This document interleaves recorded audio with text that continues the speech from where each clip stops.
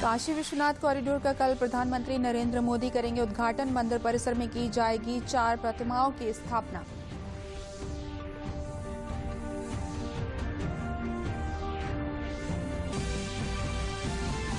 विजय पर्व को संबोधित करते हुए रक्षा मंत्री राजनाथ सिंह ने जनरल बिपिन रावत समेत 11 जवानों को दी श्रद्धांजलि। कहा, यह पर्व हर देशवासी के मान सम्मान का है पर्व।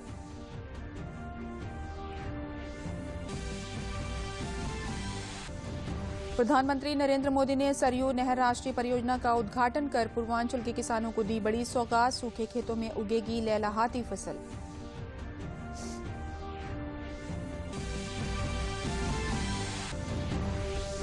और पूरे प्रदेश में आयोजित जिला विधिक सेवा प्राधिकरण के तत्वाधान में राष्ट्रीय लोक अदालत में आपसी सुलह समझौते के आधार पर बड़ी संख्या में मामलों का किया गया निस्तारण। नमस्कार, मैं हूं तरन्नुम रिजवी। अब समाचार विस्तार से। प्रधानमंत्री नरेंद्र मोदी का धार्मिक और आध्यात्मिक नगरी काशी के साथ जुड़ाव एक लंबा इतिहास है और इसका गहरा संबंध प्रधानमंत्री से रहा है। प्रधानमंत्री बनने और संसद में वाराणसी का प्रतिनिधित्व करने से बहुत पहले उन्हें बाबा विश्वनाथ के पवित्र निवास के दर्शन करने के कई अवसर मिले। इससे वाराणसी शहर के साथ प्रधानमंत्री के संबंधों को और मजबूत किया। संकट मोचन की सारी शक्तियां जहां अपरंपार है, वो भूमि, उस भूमि की सेवा करने का मुझे सौभाग्य मिला है और मेरा मन कहता है मैं आया नहीं हूं, मुझे भेजा भी नहीं है, मां गंगा ने बुलाया है। प्रधानमंत्री नरेंद्र मोदी के काशी से लगाव का प्रमाण था ये वक्तव्य। बात है 2014 की, जब नामांकन भरने नरेंद्र मोदी काशी पहुंचे। काशी के संपूर्ण परिवर्तन का सिलसिला यहीं से शुरू हुआ। प्रधानमंत्री नरेंद्र मोदी ने प्राचीन शहर के लिए नवीन पुनर्निर्माण का रास्ता अपनाया। उनके श्रम का फल जल्द ही बुनियादी ढांचे के विकास और काशी के 360 डिग्री परिवर्तन के साथ दिखाई देने लगा। पुनरुत्थान के साथ साथ प्राचीन धरोहरों को संजोया गया। काशी विश्वनाथ मंदिर को अतीत की आभा प्राप्त करने में मदद करने के लिए योगदान देना पीएम मोदी का प्रण था। इसके साथ ही उन्होंने काशी विश्वनाथ कॉरिडोर के विकास की यात्रा शुरू की। काशी में सदियों पुरानी परंपरा है कि लोग गंगा नदी में स्नान करते हैं, पवित्र नदी से जल ले जाते हैं और मंदिर में गंगा जल चढ़ाते हैं। सदियों से आसपास के क्षेत्र में बड़े पैमाने पर निर्माण और अतिक्रमण के कारण यह परंपरा लुप्त होती जा रही है। बेरोक टोक निर्माण ने भी मंदिर तक पहुंचना और दर्शन करना भक्तों के लिए एक कठिन कार्य बना दिया। इन समस्याओं का समाधान निकालने के लिए पीएम मोदी ने गंगा नदी को काशी विश्वनाथ मंदिर से जोड़ने के लिए काशी विश्वनाथ कॉरिडोर की अवधारणा की। 8 मार्च 2019 को काशी विश्वनाथ कॉरिडोर परियोजना की आधारशिला रखी गई। शायद भोले बाबा का आदेश कहो, आशीर्वाद कहो कि आज वो सपना साकार होने का शुभारंभ हो रहा है। ये काशी विश्वनाथ धाम एक प्रकार से ये भोले बाबा की मुक्ति का पर्व है कि ऐसे जकड़ा हुआ था हमारा बाबा, चारों तरफ दीवारों में फंसा हुआ था। शायद पता नहीं कितनी सदियों तक सांस लेने भी दिक्कत रही होगी। अब पहली बार अगल बगल की कई इमारतों को एक्वायर किया गया। भोले बाबा को तो मुक्ति मिलेगी, लेकिन भोले बाबा के भक्तों को विशालता की अनुभूति होगी। पीएम का विजन इस कॉरिडोर को इस तरह से बदलना था कि यह न केवल तीर्थयात्रियों के आध्यात्मिक उत्साह को बनाए रखे, बल्कि उनकी अपेक्षाओं से भी आगे बढ़े ताकि उनका मन आनंद से भर जाए। इसी को ध्यान में रखते हुए कॉरिडोर का काम शुरू हुआ। यहाँ रहने वाली घनी आबादी एक बड़ी चुनौती थी और लगभग इसे असंभव परियोजना माना जाता था। संपत्तियों का अधिग्रहण भी एक बड़ी चुनौती थी, लेकिन पीएम मोदी ने अधिकारियों को यह सुनिश्चित करने का निर्देश दिया कि निरंतर बातचीत के जरिए सभी को साथ लिया जाए। इस दृष्टिकोण और सबके प्रयास के फलस्वरूप परियोजना मुकदमेबाजी मुक्त हो गई। करीब 400 परिवारों के इस महादान से परियोजना के लिए भूमि उपलब्ध हुई। इससे पहले और बाद की तस्वीरों से पता लगाया जा सकता है कि कितनी चुनौती से पार पाया गया। 2017 में साइट इस तरह दिखती थी और आज ये केवल 4 वर्षों में हासिल किया गया बदलाव है। प्रधानमंत्री की दूरदृष्टि, सोच और नेतृत्व का परिणाम। परियोजना की यात्रा का दूसरा हिस्सा इसका डिजाइन और विकास रहा। पीएम मोदी ने न केवल आर्किटेक्ट्स की शुरुआत ब्रीफिंग दी, बल्कि आर्किटेक्चरल डिजाइन के लिए लगातार इनपुट और अंतर्दृष्टि भी दी, जिसमें प्रोजेक्ट के 3D मॉडल के जरिए समीक्षा भी शामिल है। परियोजना में क्षेत्र को दिव्यांगों के अनुकूल भी बनाने के लिए पीएम का विशेष ध्यान दिखाई देता है। पीएम मोदी ने वीडियो कॉन्फ्रेंसिंग के माध्यम से कोविड काल में भी परियोजना की प्रगति की निगरानी की। कोविड के बावजूद बाबा के आशीर्वाद से पीएम के प्रयासों से परियोजना को रिकॉर्ड समय में पूरा करने में सफलता मिली। पीएम मोदी की विजन के तहत प्रस्तावित कॉरिडोर को बाधित करने वाली संपत्तियों को हटाने के साथ मौजूदा विरासत संरचनाओं को भी संरक्षित किया गया। इस पहल के स्वरूप इमारतों के तोड़ने के दौरान श्री गंगेश्वर महादेव मंदिर, मनकामनेश्वर महादेव मंदिर, जौ विनायक मंदिर, श्री कुंभ महादेव मंदिर आदि जैसे 40 से ज्यादा प्राचीन मंदिरों की खोज की गई, जो वर्षों के रास्ते में समा गए थे। पुरातत्वीय चीजों को बचाए रखते हुए, उसकी आत्मा को वैसे ही बरकरार रखते हुए आधुनिकता कैसे लाई जा सकती है, व्यवस्थाएं आधुनिक कैसे बनाई जा सकती हैं, इसका एक बहुत ही अच्छा मिलन इस परिसर के निर्माण कार्य में दिखाई देगा। ये काशी विश्वनाथ धाम, काशी विश्वनाथ मंदिर के आसपास का पूरा परिसर के रूप में जाना जाएगा और गंगा मां तक हमें ये परिसर ले जाएगा। ये धाम हमें मां गंगा से जोड़ा। इससे पूरे विश्व में काशी की एक नई पहचान बनने वाली है। खोई हुई विरासत को जीवित करने के साथ सांस्कृतिक विरासत को विदेशी भूमि से भी वापस लाना भी प्राथमिकता रही। हाल ही में कनाडा से मां अन्नपूर्णा देवी की दुर्लभ मूर्ति को वापस लाने और काशी विश्वनाथ मंदिर में स्थापित करना इसका प्रमाण है। काशी विश्वनाथ कॉरिडोर के विकास के लिए पीएम मोदी की लंबी यात्रा एक नए भारत के निर्माण के उनके अद्वितीय दृष्टिकोण को दर्शाता है। एक आधुनिक आत्मनिर्भर भारत जो आध्यात्मिक मूल्यों से भी जुड़ा हुआ है। गिरीश निशाना की रिपोर्ट, डीडी न्यूज। वाराणसी में काशी विश्वनाथ मंदिर कॉरिडोर का 13 दिसंबर को प्रधानमंत्री नरेंद्र मोदी लोकार्पण करेंगे। काशी भारत के हर नागरिक के मन में बसी है। भगवान शिव की नगरी का कायाकल्प होते हुए इन 5 सालों में लोगों ने देखा है। बाबा विश्वनाथ तक पहुंचने के लिए कॉरिडोर बनाया गया है, जहां श्रद्धालु आसानी से मां गंगा में स्नान करके पहुंच सकते हैं। भारतीय अध्यात्म और पुरातन संस्कृति का केंद्र बाबा विश्वनाथ के इस मंदिर में 4 नई प्रतिमाएं स्थापित की जाएंगी। इसमें मां भारती की प्रतिमा होगी, दूसरी प्रतिमा अहिल्याबाई जी की होगी, जिन्होंने कभी काशी मंदिर का जीर्णोद्वार करवाया था, तीसरी प्रतिमा भगवान कार्तिकेय और चौथी प्रतिमा आदि शंकराचार्य की स्थापित की जाएगी। अब बाबा विश्वनाथ के दर्शन करने आने वाले मातृभूमि समेत अपने आराध्य देव और सनातन संस्कृति के रक्षक इन प्रतिमाओं को प्रणाम करेंगे।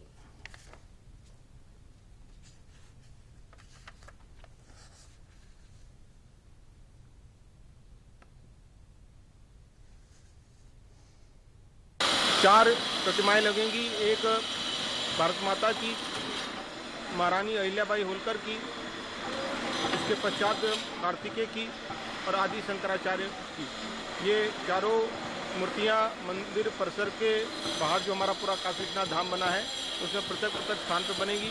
अहिल्याबाई होलकर जी ने इस मंदिर का करीब 240 साल पहले जीर्णोद्धार कराया था उसका, और आदि शंकराचार्य जी का भी इस पूरे काशी में आगमन हुआ था, उसके लिए भी, और बाकी भारत माता का राष्ट्रवाद के लिए, और कार्तिकेय जो हमारे शिव परिवार के सदस्य हैं उनके लिए भी एक मूर्ति प्रतिमा स्थापित की जाएगी। श्री काशी विश्वनाथ धाम में जो 4 प्रतिमाएं लगनी हैं वह भारत माता की प्रतिमा, आदि शंकराचार्य की प्रतिमा, अहिल्याबाई होलकर जो परम शिव भक्त थीं जिन्होंने पहले इस मंदिर का निर्माण करवाया, उनकी प्रतिमा, और भगवान कार्तिकेय की प्रतिमा। इस प्रकार से 4 प्रतिमाओं का यहाँ पर उद्घाटन के अवसर पर प्रतिमाएं प्रतिष्ठित होंगी।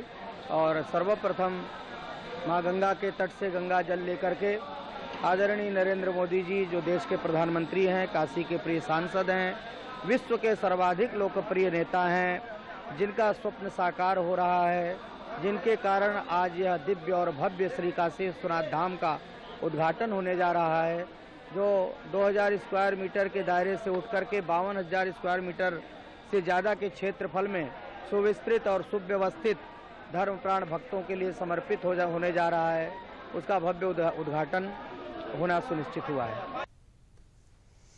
स्वर्णिम विजय वर्ष के विजय पर्व को संबोधित करते हुए रक्षा मंत्री राजनाथ सिंह ने कहा कि ये पर्व हर देशवासी के मान सम्मान का पर्व है। उन्होंने कहा कि सीडीएस जनरल बिपिन रावत के निधन के कारण ये पर्व हम सादगी के साथ मना रहे हैं। उन्होंने कहा कि बेंगलुरु के कमांड अस्पताल में भर्ती ग्रुप कैप्टन वरुण सिंह के पिता से भी हमने बात की है, हर मदद के लिए परिवार के संपर्क में है। इस दुखद घटना में पूरा देश इन परिवारों के साथ खड़ा है। उन्होंने कहा कि हमारा देश पूरी दुनिया को अपना परिवार मानता है। भगवान श्री राम, कृष्ण और बुद्ध ने भी मानव मूल्यों के लिए संघर्ष किया है, हमारी सेनाएं भी इसके लिए संघर्ष करती हैं। 1971 के युद्ध में भारतीय सेना ने जिस पराक्रम का परिचय दिया उसकी आज भी सराहना हो रही है।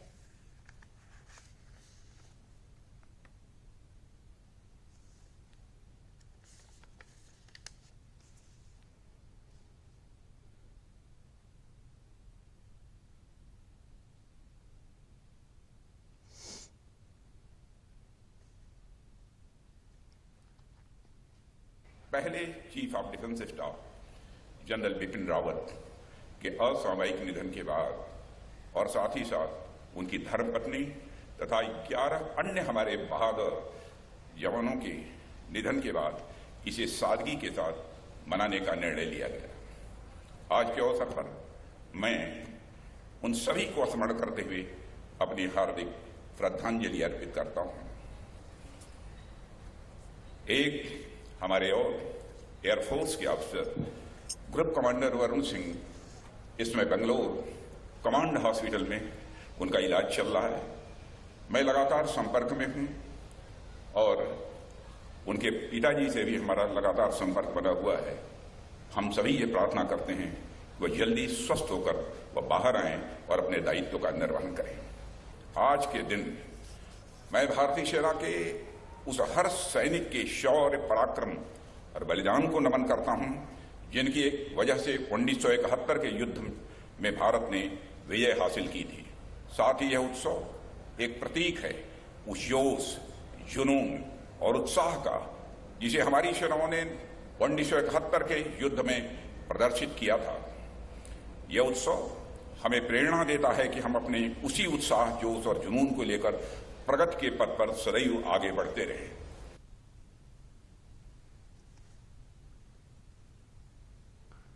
प्रधानमंत्री नरेंद्र मोदी ने कल बलरामपुर में सरयू नहर राष्ट्रीय परियोजना का उद्घाटन किया। प्रदेश के लिए एक बड़ी बात है, वो इसलिए क्योंकि 4 दशकों तक ये परियोजना अपेक्षा का शिकार रही, लेकिन पीएम मोदी ने केंद्र में सत्ता में आने के बाद इस परियोजना पर प्रगति और 40 वर्षों का काम 4 सालों में हो गया।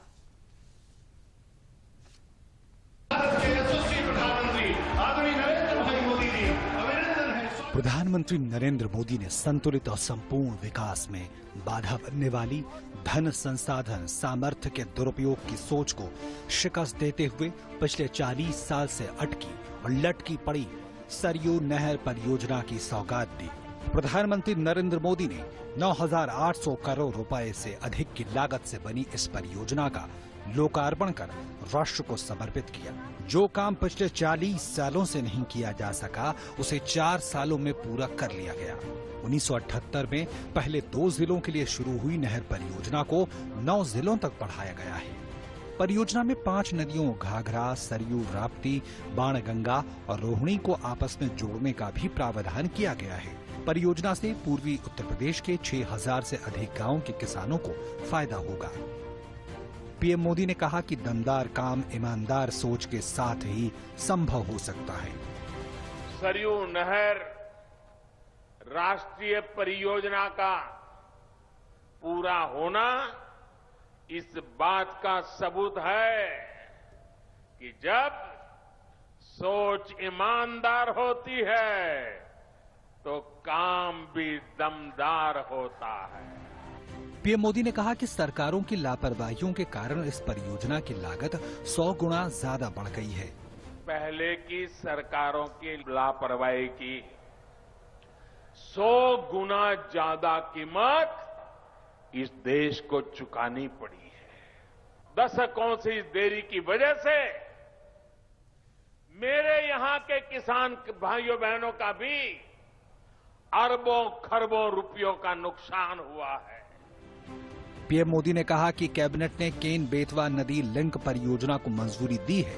इस परियोजना के पूरा होने पर बुंदेलखंड के इलाकों को बड़ा लाभ होगा। अभी 2-3 दिन पहले कैबिनेट ने इस परियोजना को स्वीकृति दे दी है और इस पर 45,000 करोड़ रुपए खर्च किए जाएंगे। ये परियोजना बुंदेलखंड को जल संकट से मुक्ति दिलाने में बड़ी भूमिका निभाएगी। प्रधानमंत्री नरेंद्र मोदी आजादी के बाद पहली सरकार है जो छोटे किसानों की सुध ले रही है। इन्हें सरकारी सुविधाओं और लाभ से जोड़ा गया है। खेत से लेकर खलिहान तक, बीज से लेकर बाजार तक उनकी हर तरह से मदद की जा रही है। योगी जी की सरकार जब से आई है तब से गन्ने के भुगतान में भी बहुत तेजी आई है। पिछली सरकारों के दौरान जहां 20 से अधिक चीनी मिलों में ताला लग गया, वहीं योगी जी की सरकार ने इतनी ही चीनी मिलों का विस्तार और आधुनिकीकरण किया है। पीएम मोदी ने कहा कि उत्तर प्रदेश में बायोफ्यूल के अनेक कारखाने लगाए जा रहे हैं। गन्ना से एथेनॉल बनाने में उत्तर प्रदेश अग्रणी भूमिका इसकी होने वाली है। प्रधानमंत्री ने किसानों से आगामी 16 दिसंबर को जैविक खेती पर आयोजित होने वाले कार्यक्रम से जुड़ने का आह्वान किया। 16 दिसंबर को सरकार प्राकृतिक खेती पर, नेचुरल फार्मिंग पर एक बहुत बड़ा आयोजन करने जा रही है। मेरा आप सभी किसान साथियों को, देश भर के किसान साथियों को आग्रह है कि आप 16 दिसंबर को टीवी के माध्यम से या कृषि विज्ञान केंद्र के माध्यम से जरूर इस कार्यक्रम में जुड़िए। प्रधानमंत्री नरेंद्र मोदी ने परियोजना की सौगात देकर पूर्वी उत्तर प्रदेश के तराई इलाकों की प्यासी धरती की प्यास बुझाने का पुण्य कार्य किया, तो साथ ही एक नजीर भी कायम की कि अगर दृढ़ इच्छा शक्ति हो, ईमानदार सोच और दूरदृष्टि हो तो दशकों के काम को बरसों में भी किया जा सकता है। शैलेंद्र मिश्र के साथ bureau report, DD news. Balrampur में सरयू नहर राष्ट्रीय परियोजना के लोकार्पण के अवसर पर मुख्यमंत्री योगी आदित्यनाथ ने जनसभा को संबोधित करते हुए कहा कि पूर्वी उत्तर प्रदेश आजादी के बाद से लगातार उपेक्षित रहा है। प्रधानमंत्री नरेंद्र मोदी ने पूर्वी उत्तर प्रदेश के सभी सपनों को साकार करने के लिए काम किया।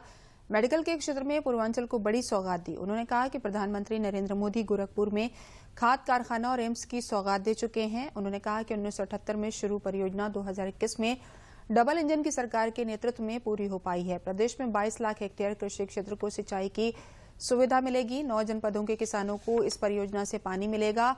उन्होंने कहा कि किसानों को खुशी मिली है, अब किसान यहां से पलायन नहीं करेगा। ये परियोजना अटल जी के सपनों को साकार कर रही है।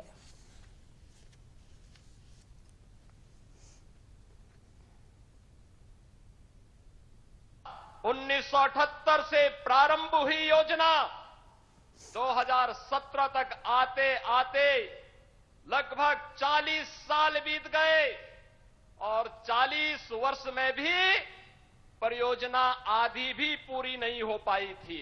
उत्तर प्रदेश में 22 लाख हेक्टेयर भूमि को सिंचाई की सुविधा प्राप्त हो रही है। ये तब संभव हो पाया जब प्रधानमंत्री मोदी जी ने प्रधानमंत्री कृषि सिंचाई की योजना लागू करके पैसे की कमी कहीं नहीं आड़े आने दी और किसानों की आमदनी को दुगना करने के लक्ष्य को लेकर के आगे बढ़े। आज उसका परिणाम हम सबके सामने है। डबल इंजन सरकार का फायदा किसानों के खेतों तक पहुंचता हुआ दिख रहा है। प्रधानमंत्री नरेंद्र मोदी ने सरयू नहर राष्ट्रीय परियोजना को लोकार्पित किया तो बलरामपुर और श्रावस्ती जिले के किसानों के चेहरों पर खुशी देखने लायक थी। सिंचाई के अभाव में सही उपज न कर पाने का दर्द भी इस पानी के साथ पलायन कर गया है। ये नहर परियोजना भारत और नेपाल के तराई क्षेत्रों के किसानों के जीवन को बदल देगी। नहर के दोनों ओर सड़क का निर्माण किया जाएगा जिससे लोगों के आवागमन की समस्या भी दूर होगी। किसान इस योजना के शुरू होने से प्रसन्न हैं।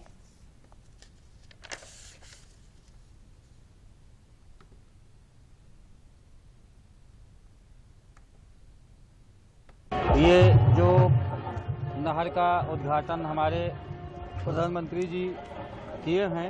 इससे बहुत बड़ा फ़ायदा है।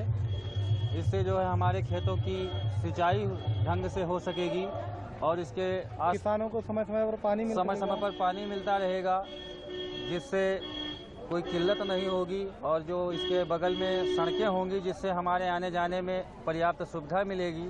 जो सरयू नहर राष्ट्रीय परियोजना का लोकार्पण हुआ है, इससे किसानों को बहुत फायदा होगा और नहर के दोनों तरफ सड़कें बनेंगी, जिससे यातायात भी हम लोगों को मिलेगा, आवागमन मिलेगा। अगर खेतों को खूब पानी मिलेगा तो सब्जी के फल और अन्य उपजाऊ जो बोवाई की जाएगी, उन फसलों से किसानों को बहुत लाभ होगा। हम लोगों को, किसान भाइयों को, सभी लोगों को अच्छा फ़ायदा होगा, जिससे हमारी फसलें अच्छे से होंगी, सिंचाई टाइम पर होगी और दोनों तरफ पटरियों के होने से रास्ता हम लोगों को बहुत अच्छा सुलभ हो जाएगा। किसान के लिए बहुत बड़ा वरदान है। किसान को इससे काफ़ी फायदा हो रहा है। किसानों के खेत में समय समय पर पानी मिलेगा, समय समय पर उनकी सिंचाई हो जाएगी और रोड भी उस पर अच्छे से बन जा रहे हैं। रोड बनने से किसान को आवागमन करने में बहुत आसानी हो गई है। औद्योगिक नगरी कानपुर में कैबिनेट मंत्री सतीश महाना ने प्रदूषण मुक्त सार्वजनिक परिवहन सुविधाएं उपलब्ध कराने के लिए 20 इलेक्ट्रिक बसों को हरी झंडी दिखाकर रवाना किया। कानपुर स्मार्ट सिटी लिमिटेड और नगर निगम कानपुर सिटी ट्रांसपोर्ट कॉरपोरेशन के संयुक्त प्रयास से ये पहल शुरू की गई है। कानपुर शहर को 100 इलेक्ट्रिक बसें मिलनी हैं, जिसमें 52 बसें पहुंच चुकी हैं। इन इलेक्ट्रिक बसों के संचालन से कानपुर के लोगों को बेहतर सार्वजनिक परिवहन सुविधा उपलब्ध होगी। इससे सड़कों पर वाहनों का दबाव कम होगा और लोगों की यात्रा आसान होगी।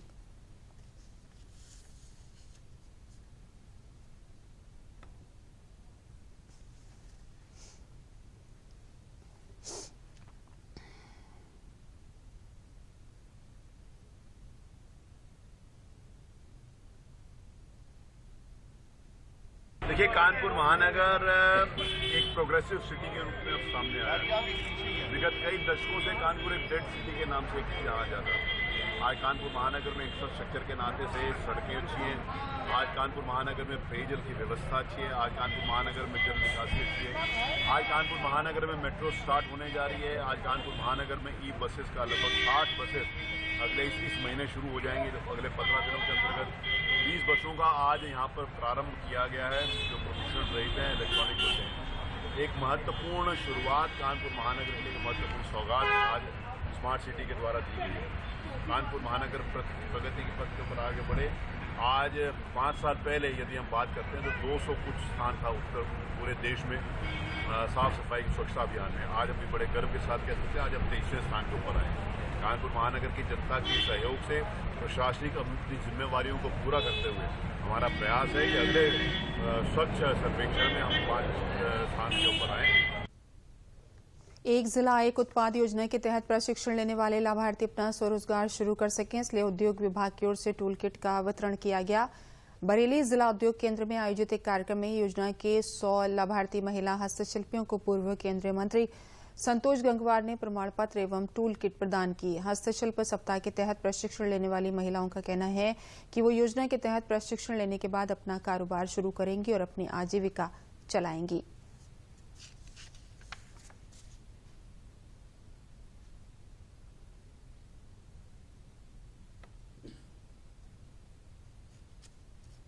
उत्तर प्रदेश की सरकार एक समय के अंदर ज़रूरतमंदों को टूल किट्स बांटने का काम करती है। इससे पहले भी मैं यहाँ पर आ चुका हूँ। आज भी कुछ बहनों को टूल किट दिए जा रहे हैं, आपने अभी देखा। ये वास्तव में उनके रोज़गार को बढ़ाने के लिए वो कैसे सही ढंग से रोज़गार कर सके उसके लिए दिए जा रहे हैं। ये अच्छा कदम है और इसका वास्तविक लाभ भी होता है। जैसा आप यहाँ पर देख रहे हैं कि सारे जो लाभान्वित लोग हैं वो यहाँ पर उपस्थित हैं और वो अपने जब व्यापार व्यवसाय को करेंगे तो उसका उनको लाभ मिलेगा। मेरा नाम रूबीना है और मुझे सामान मिला है। मैं इससे काम करूँगी, कुछ काम बढ़ूँगी आगे। और ट्रेन भी मैंने जरी के काम की थी और वही सब जब चीज़ें बनाई थी। मुझे थोड़ा आता भी है और मैं करने की कोशिश करूँगी आगे। और कुछ बढ़ाऊंगी अपने काम को। मेरा नाम वैशाली है। मैं ये पाके बहुत खुश हूँ क्योंकि इस चीज़ से मैं कुछ सीख सकती हूँ, कुछ कर सकती हूँ अपने करने में। सिलाई विलाई मिली है तो मैं सिलाई विलाई सीखूंगी और उससे कुछ अपना कारोबार खड़ा करूंगी। गोरखपुर जिला विधिक सेवा प्राधिकरण के तत्वाधान में दीवानी न्यायालय परिसर में आयोजित लोक अदालत में 1.5 लाख से ज्यादा मामलों का निस्तारण कर रिकॉर्ड कायम किया गया। जनपद न्यायाधीश तेज प्रताप तिवारी के नेतृत्व में आयोजित लोक अदालत में 1,50,089 मामले सुलह समझौते के आधार पर निस्तारित किए गए। विभिन्न फौजदारी न्यायालय ने 17,133 आपराधिक वादों का निस्तारण कर 7,32,652 अर्थदंड वसूले। पारिवारिक न्यायालय द्वारा सुलह समझौते के आधार पर कई परिवारों को एक किया गया।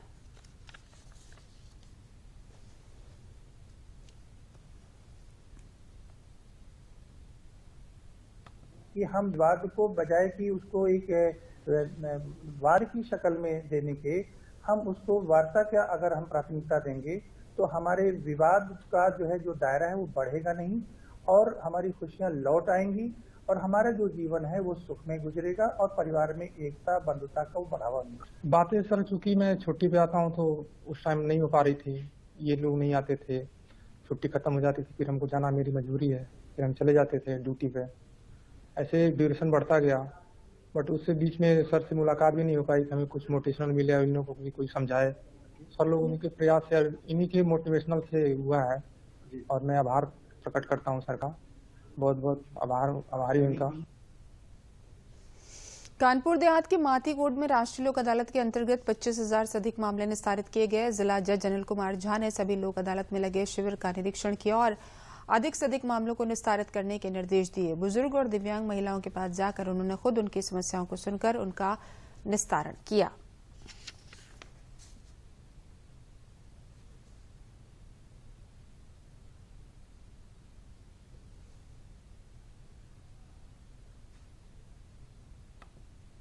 नेशनल लोक अदालत में लगभग 71,000 मुकदमों को चिन्हांकित करके डिफरेंट कोर्ट्स में, एडमिनिस्ट्रेशन के डिफरेंट डिपार्टमेंट्स में फिक्स किया है। जो लिटिगेंट्स आ रहे हैं सुबह से, उनके भारी भीड़ और उनके उत्साह को देखकर लग रहा है कि बहुत ज्यादा संख्या में हम लोग मुकदमा इस बार नेशनल लोक अदालत में डिस्पोजल कर पाएंगे। पिछले लोक अदालत में भी हम लोगों ने 22,000 से ज्यादा मुकदमों का डिस्पोजल किया था। समझौता हो रहा है, यही सोच रहे हैं कि अब लड़ाई झगड़ा न हो, न मेरे साथ मारपीट की जाए और न तनाव बना रहे, न किसी का अगर कोई बात हो तो मुझसे पूछा जाए। मैं जर्सियन का रहने वाला हूँ, जिला कानपुर देहात, मूसा नगर का। आपसी कुछ मतभेद थे हम लोगों के, वो आज सुलह समझौता हो चुका है, हमको किसी प्रकार की दिक्कत नहीं है। अंत में प्रमुख समाचार एक बार फिर।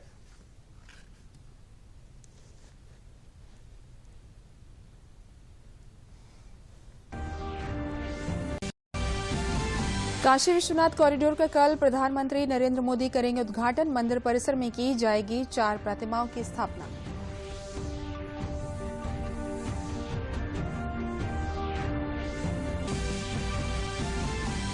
विजय पर्व को संबोधित करते हुए रक्षा मंत्री राजनाथ सिंह ने जनरल बिपिन रावत समेत 11 जवानों को दी श्रद्धांजलि। कहा, यह पर्व हर देशवासी के मान सम्मान का है पर्व।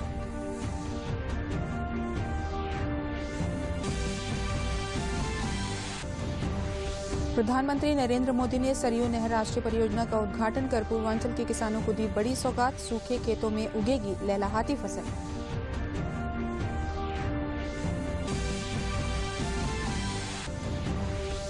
और पूरे प्रदेश में आयोजित जिला विधिक सेवा प्राधिकरण के तत्वाधान में राष्ट्रीय लोक अदालत में आपसी सुलह समझौते के आधार पर बड़ी संख्या में मामलों का किया गया निस्तारण।